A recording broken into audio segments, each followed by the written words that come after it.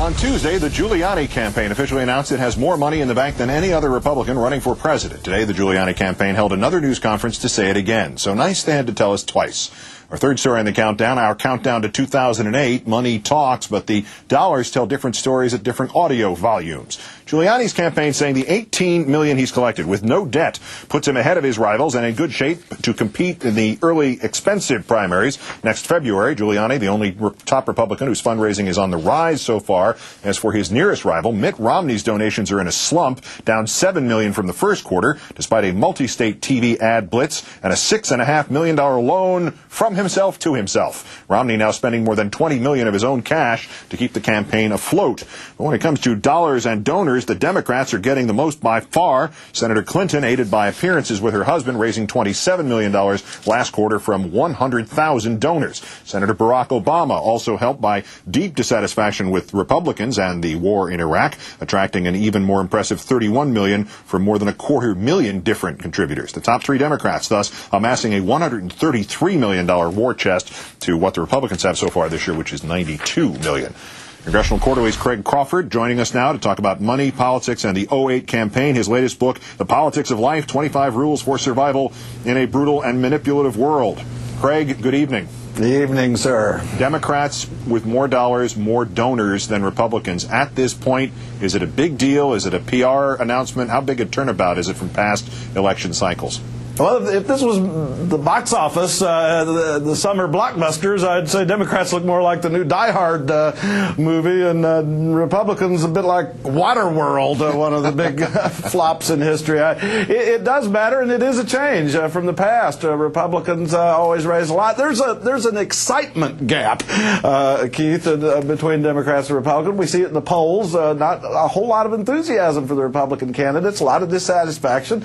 You got a president whose political standing has collapsed. The party Republicans split over immigration, Iraq. And when you talk to Republicans, Keith, sometimes publicly and quite a lot privately, they'll just tell you we're depressed. So it's Die Hard's John McClane versus John McCain.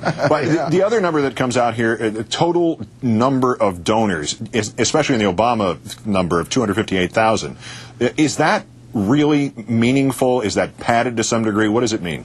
It represents a change in how Democrats are raising money, Keith, and it's something they've needed to do a long time. They were really addicted to the old soft money that has now been banned, the big donations, and oddly Republicans were always way ahead in numbers of small donors, and Democrats are finally catching up and figuring out, one thing in particular that Obama's done that Edwards and Clinton are picking up on is paid events, low-dollar paid events. So you get 3,000 people to come an event and pay $15, $25 a head, then you get a large list of donors there. And, of course, that's a database that becomes very effective later in the campaign. And presumably Democrats will share these databases they are putting together for whoever is the eventual nominee. And it shows Democrats can finally compete on the money race. Unfortunately, the Obama camp is in the news for something else. Last night in Ottumwa in Iowa, a 24-year-old man arrested by the Secret Service outside Obama's hotel.